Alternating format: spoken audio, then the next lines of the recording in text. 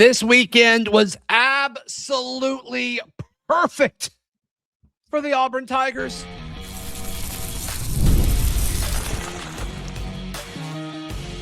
You are Locked On Auburn, your daily podcast on the Auburn Tigers. Part of the Locked On Podcast Network, your team every day.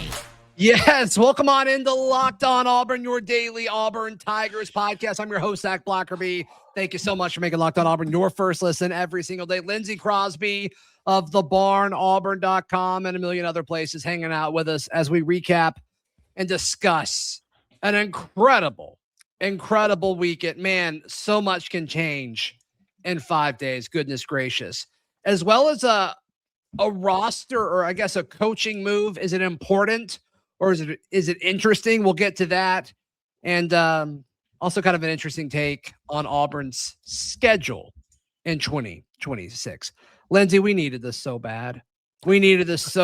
After Auburn blowing and totally collapsing against Mississippi State in the midweek.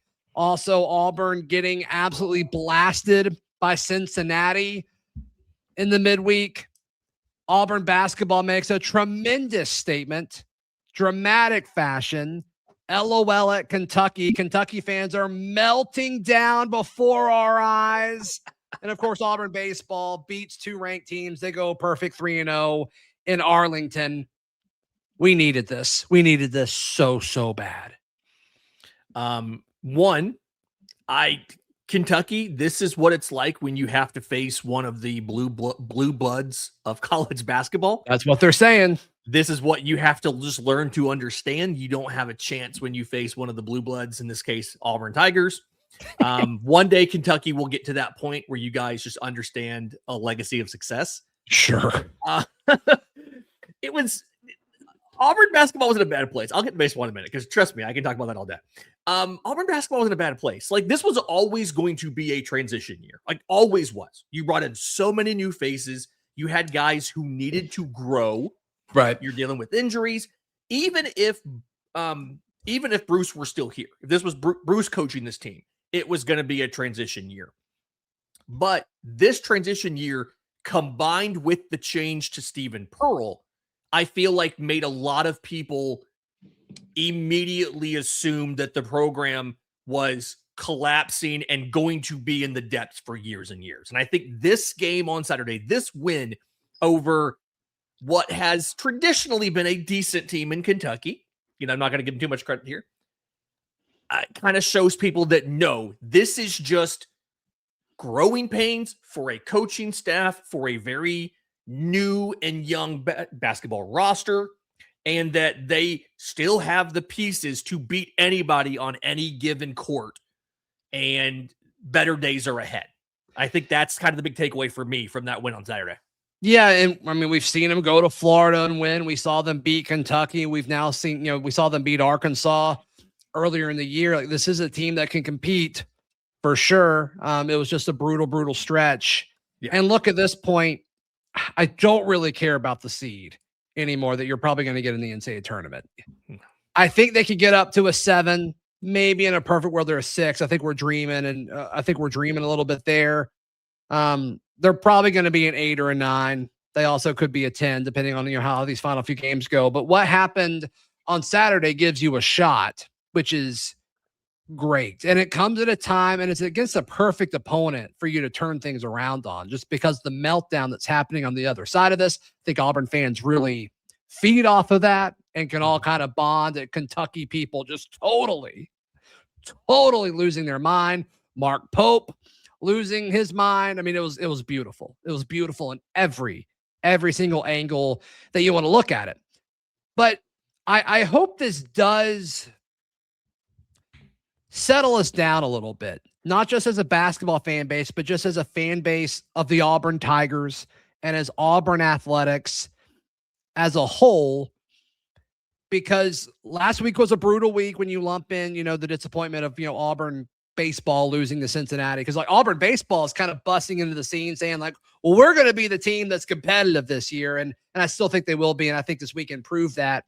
Lindsey and I went live on Sunday. Check that out if you missed it, if you want more of the baseball stuff, because there's a lot of good to talk about. Yeah. But I mean, just all the talk about, oh my goodness, Auburn sabotaging itself with, resources given to basketball and they're giving it all to football. Like, that's just not true. Like, you can look at the roster, and if you think about how all these guys were required and the NIL and the money that's tied to like getting these guys on the roster, like, it just doesn't make sense if you think about common sense for all of this. Now, were some of those guys worth what they paid? That's a different discussion, but to say resource and support is not there for Steven, I think would be a little bit silly to say. I think the timing of Auburn winning in basketball and sweeping in baseball couldn't come at a better time, because I do think, I don't want to say there was panic, but I do think there was a little bit of panic going into this. And so that's exciting. I do think it's allowed us to have a collective, all right, it's not as good as it can be, but it's not as bad as we thought it was just a few days ago. Somewhere. I think the big, I'm going to call it the core competency of Auburn over everybody else in the SEC in just about any sport is, no matter what, Auburn fans show up. It doesn't matter the record. It doesn't matter the time of day. It doesn't matter the weather. Auburn fans attend their sporting events because they love Auburn. Auburn fans love Auburn. And things like this, if you think about this from the outside, weekends like this, I think, are really helpful for a fan base that has been through more tough times than they probably deserve in recent seasons. Whether it is just massive underperformance like football, whether it is very promising teams that lose earlier than they should. Like we've seen basketball some years get knocked out very early out of the tournament when they had a good team. Right. Or teams that look like the best version of the team we've had in a long time can't seem to make that final leap. I'm thinking about baseball last year. One of the better rosters they've had in a long time, and they get swept in their own super regional after hosting for the first time ever. So doing something like this is kind of a reminder that, like, hey, it's going to be fine. Like, it's been tough. It's been tough the last couple of years, especially if you're only a football fan, but a lot of Auburn fans are not that. Well, and even if you love basketball or baseball, like, odds are football is the core of your Auburn sports fandom. And I do think it's allowed these other programs to grow because out of necessity, they're looking for something to fill the hole in their heart that Hugh Freeze and Brian Harsin have just dug deeper and deeper. They like, this was helpful to take the knife out of the heart that Hugh Freeze and Brian Harsin stabbed there. Yeah. I will say that from a business perspective, and I know people don't want to think about that, since you are now paying players, like from a revenue share, from a business perspective, yes, football is still the moneymaker, but things like this do help. Things like this do make things better. From a business perspective, both for the community as well as for the programs themselves.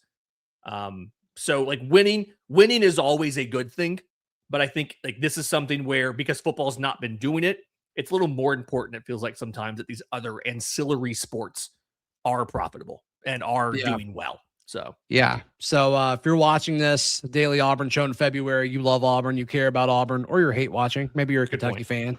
But congratulations. We're a Bama fan. Thanks for the free rent. Yeah, no, a lot of Bammers watch the show. We appreciate them watching. But congratulations on an incredible, incredible weekend. Let's try to string a few of these together for sure. To pivot more so to football, kind of got an interesting take about a way too early top 25 ranking. Let's jump into that in just a moment. Right here on Locked on Auburn. Today's show brought to you by our friends at Indeed. Let me ask you a question, Lindsey. If you're hiring somebody, do you want to get just a candidate or the best possible candidate out there? Oh, I want the absolute best possible one. But here's the thing. Usually that takes so much time and work on my part, and I am busy running my business. Yep. Well, here's the thing. With Indeed, they can do all the filtering for you. You don't have to worry about all that. They understand that if you're running a business, you're wearing a million different hats, you don't have time to handle all of this, even though it is super important. Here's a stat that says it all. In the minute we've been talking about Indeed, companies like yours have made 27 hires on Indeed, according to Indeed data worldwide. Spend less time searching and more time actually interviewing candidates who check all the boxes. Listeners of the show get a $75 sponsored job credit to help get your job the premium status it deserves at Indeed.com/podcast, Indeed.com/podcast. Do you need to hire? This is a job for Indeed. Sponsored jobs. Today's show also brought to you by our friends at Alumni Hall. I can't imagine buying Auburn gear anywhere other than with our friends at Alumni Hall. Two great physical locations in town, Auburn off of College Street, Opelika in Tigertown. You love the hat wall in both of these fine establishments. Lindsey, I wear a lot of hats as well. I've purchased a lot of hats from Alumni Hall. You also, if you're not like, gosh, I'm not there enough. I'm not in town. I'm an Auburn fan that lives on the other side of the country. Don't worry. AlumniHall.com can hook you up. AlumniHall.com. So thank you so much for Alumni Hall sponsoring Locked On Auburn. Thank you so much for making Locked On Auburn your first listen every single day. Lindsey Crosby. Yes. Heather Dinich of ESPN. And for folks who are unfamiliar with Heather Dinich, there were a few years ago, I think it was Hugh Freeze's first year, where we were super excited and high about all these like transfer wide receivers. She came in and watched a few practices and she was like, yeah, the receivers ain't it. And we were like, what? No. But Zach, you told me that the shorter guy Don't like do it. Don't do it. He It was was Shane Hooks. It was Shane. I'm sorry, Hooks Shane Hooks. That's who it was. Shane Hooks. Shane Hooks was going to be like an All-American. Most wrong I've been on a college athlete ever. 100%. You're usually right. So the few times you're wrong, I don't know. It was just so bad. I like Jair Shorter too, but yeah, Shane Hooks was the one. But she's like, no, that's not it. And of course, she was 100% right. She put out her way too early top 25, and I'm not going to go through all 25 because that's not really the point. But I do want to give.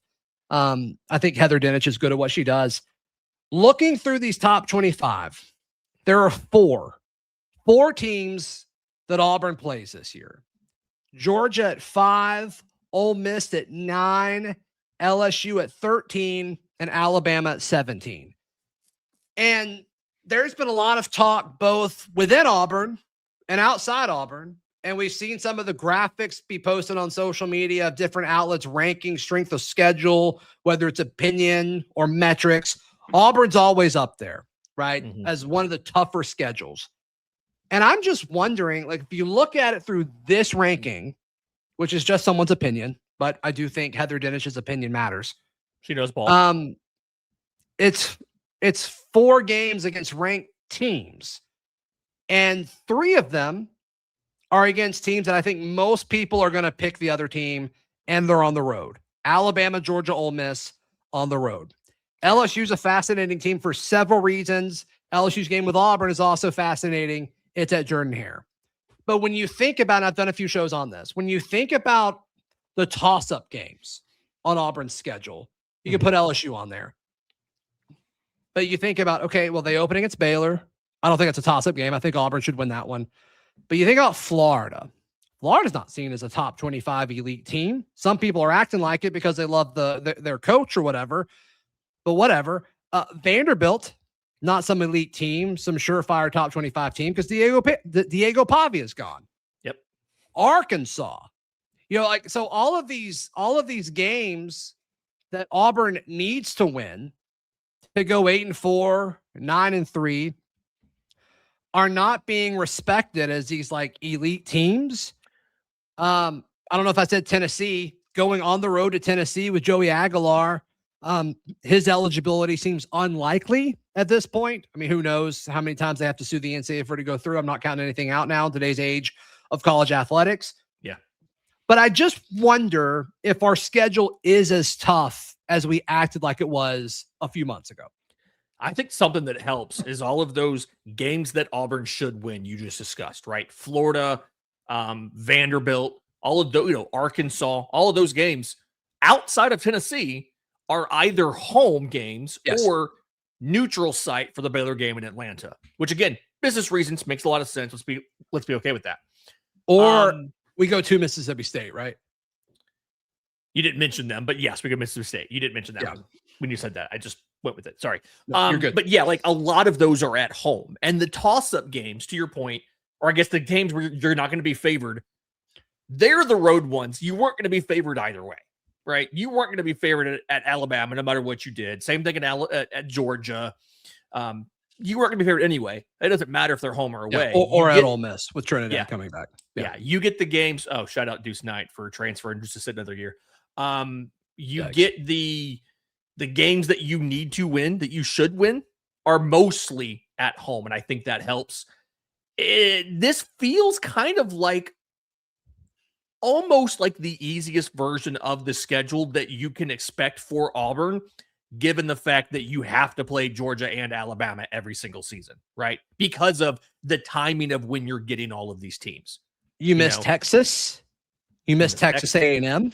You miss Oklahoma. All of those teams are top 10 teams according to her list. And you miss them all. Yep. But most of the teams, which is weird, we haven't played Texas yet, by the way. That's a little weird. Yeah, it's kind of, they've been in here multiple seasons now. It feels like they should have already rotated through everybody, but neither here nor there. But yeah, and the year that you have Baylor is a year where they are considered to be in the down part of their cycle, because they every now and then find, I guess they cash the Chip and Joanna Gaines money like once a decade to be competitive. And then they got to find the next person who can fund a competitive roster. And then they have like 1 or 2 years a decade they're competitive. This is not it, theoretically, supposedly. So yeah, like unless DJ Lagway turns into, what everybody thought he could be. Yeah, maybe. But it's also his first game, and like how much is he going to know the offense? Like, so we'll see. Yeah. But sure. like it's this broke really well for you. And my question to you would be, given that you have so much, you're just like picking up and transporting one of the best offenses in the country straight to the SEC, combined with this, do you think expectations for Alex Golesh in year one are going to be too high? Like, are people going to be disappointed if they only go 8-4 or 9-3? Or is it one of, they've been so bad for so long that fans will be happy with a winning record, period? Like, I think the line is between 7-5 and 8-4. I think most Auburn fans would be happy with 8-4 right now. I think there's different ways that 8-4 and 7-5 could look, depending on who you beat and how you lose and things like that. There's some variables involved in there, but I think most fans would take an 8-4 season just with where this program has been. I think that would be proof enough that, okay, Alex Golesh has come in and proven that his plan works. Mm-hmm. I also think as far as how you could go into the offseason and replacing Byron Brown would be, I think that would be important, because he could go to guys and say, like, yes, I did this at South Florida, but also I did it in the SEC. Now with 2 different quarterbacks, with Hendon Hooker and with you. You can get whatever quarterback you want, really. In it translates. Yeah. Right. So I think that would be awesome. But as far as expectations, like I don't think most Auburn fans are expecting 9-3 or better. Could that change over the course of the offseason? It could. It absolutely could. We always find a way to put on the orange-colored glasses and book ourselves. Yeah, I mean, it happens with every fan base in the world. Yeah, you talk yourself into all these different ones. So, but yeah, I would think the expectations, depending on who you ask, are either 7-5 or 8-4. If you're way higher or way lower than that, let us know in the YouTube comments or let us know on social media. I'm genuinely curious who falls outside of those two and why. Not saying you're wrong. I'm just genuinely curious. I don't want to speak on behalf of everyone here. But yeah, so all in all, just kind of questions about the schedule based off of, an unofficial, way too early top 25, just asking the question there. So Auburn made a coaching move, and I think it's worth asking the question, is this important or is it interesting? That's next, right here on Locked on Auburn. Today's show brought to you by our friends at Mazda. We're moving the game forward for those who show there's more to the score than what's on the screen. I mean, we have to go. I want you to give me a quick baseball one, Lindsey. But as far as who moved the game forward for Auburn basketball this past weekend, Keyshawn Murphy was unbelievable. Yes, Elijah Freeman gets credit for the final points there, but Keyshawn Murphy was unbelievable. He's the best player on the floor on Saturday, and he just kept finding ways to score, including that 3 at the end of the game was just electric. Give me a quick baseball one, Lindsey. Ethan Bingaman launches 2 home runs against Louisville, solo shots in a big league ballpark. He's bringing a big stick, and it's going to help Auburn's offense a ton. Yep.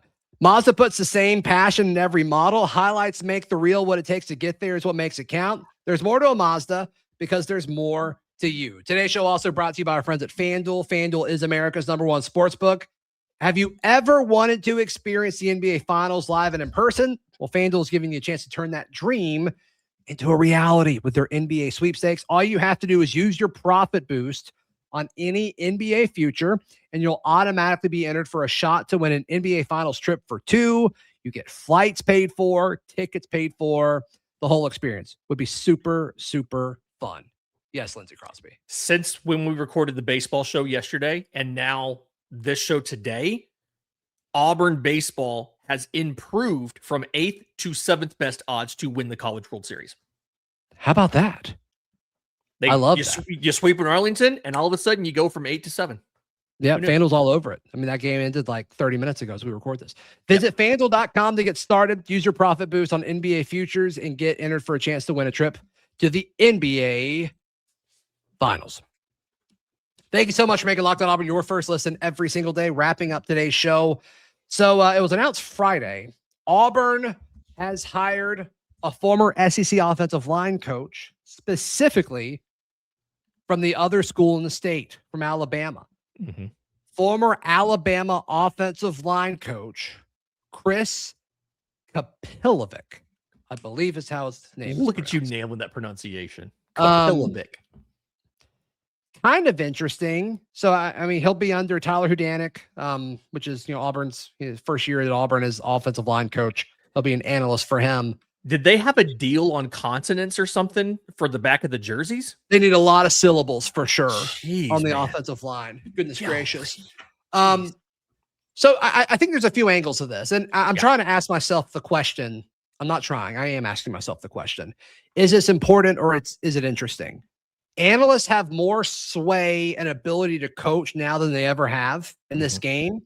Really, the only thing they can't do now is recruit. They can, these analysts can coach and be more hands-on now than they used to, which is good, I think. But when you look at this, Alabama's O-line was a weakness for them last year, despite having the talent up front. It has been a weakness really since DeBoer has been there. Mm-hmm. How much of that is scheme? How much of that is development? I'm not sure. But I do like the idea of having SEC caliber offensive line coaches to be analysts here. I think that's a good thing. But I will say that I think this is more of an interesting move than it actually being important. The one thing I will point out on Alabama's offensive line, and granted, PFF grades are not gospel, but I'm going to act like they are because this helps my argument. A lot of Alabama's offensive linemen were better at pass blocking than run blocking. And I know that Auburn's a school that we want to run the ball. We always have wanted to run the ball. We've always been a running-oriented school. And so a lot of the personnel is recruited with that in mind. If Chris Kapilovic was one of the main reasons that they were able to be better as pass blockers than run blockers, maybe that's something where he can improve the run blocking guys we already have so that when Byron Brown does take that shot downfield, he has the protection to do it. Yeah, Alabama had this weird thing where they just could not run the football last year, despite having talented backs and all of that. How much of that was him? They fired him. What's the date on this? On January 23rd, Alabama lets him go, which kind of felt like a scapegoat type situation. where like DeBoer needed to kind of, get rid of some of the offensive pieces on the coaching staff, which totally makes sense. So not reading into Husky that. Harsin, people are calling him. Some people are calling him that. We'll see how this season goes. Their schedule's so easy, which is frustrating, but it is what it is. Yeah. But all in all, like at face value, I like this. How much does it actually matter? I mean, this is going to be a guy who's, one of the secondary voices when it comes to coaching offensive line technique and, crafting game plans and all that. But the game plans are going to be through Alex Golesh through and through. So I don't think there's really anything substantial to have to like focus on with this. But I do like that you're getting guys in state. He was probably already recruiting some of the guys throughout the SEC. Not that he can recruit, but he's still going to have relationships with, and I believe they can talk on like official visits and things like that. So I don't see a whole lot of downside to this. So once again, if it's important or is it interesting, I think it's just interesting, but I think there's more upside than downside here. Yeah, I'm never going to say, no, don't give me that guy who was the SEC position coach at that position as an analyst. It's never a bad thing. And if you think about the heyday of Alabama under Nick Saban, one of the key things that they had was they always had an analyst that was a former head coach that was using his experience and his knowledge to be able to focus on a specific thing, a matchup, whatever. Kapilovic does have over 30 years of coaching experience. Offensive coordinator or run game coordinator, Southern Miss, North Carolina, Colorado, Michigan State. He has multiple NFL players on his resume, things like that. So, I mean, even if he was not that good, or we did not think his unit was that good at Alabama, he has a ton of experience to draw on to make our players better. So I'll never say no to something like that. I don't necessarily think it can be a negative unless we become Alabama and be unable to run the ball, which I just feel like it's in our DNA. Yeah, if we can't run the ball, we're in trouble with what Golesh wants to do. So that's Chris Kapilovic, former Alabama O-line coach. He is now an analyst for the Auburn Tigers. So we'll take it. Lindsey, how can people check out everything you've got going on? I'm on social media at Crosby Baseball, the Auburn baseball stuff, thebarnauburn.com, the Barn Baseball Show, and our recaps we do after every game. Bravestoday.com, the Braves Today podcast. It is now a Substack. The newsletter is now a Substack bestseller, and we've got stuff dropping just about every single day, as well as a very popular daily podcast.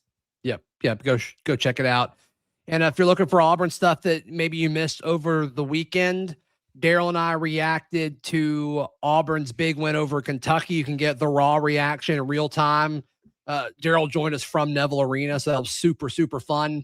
And then Lindsey and I had 2 shows for baseball, reacting after Friday's big win, and then Sunday's sweep as well. So be sure to check that out if you haven't. Please like the video. Please subscribe. We'll see you next time. This has been Locked on Auburn.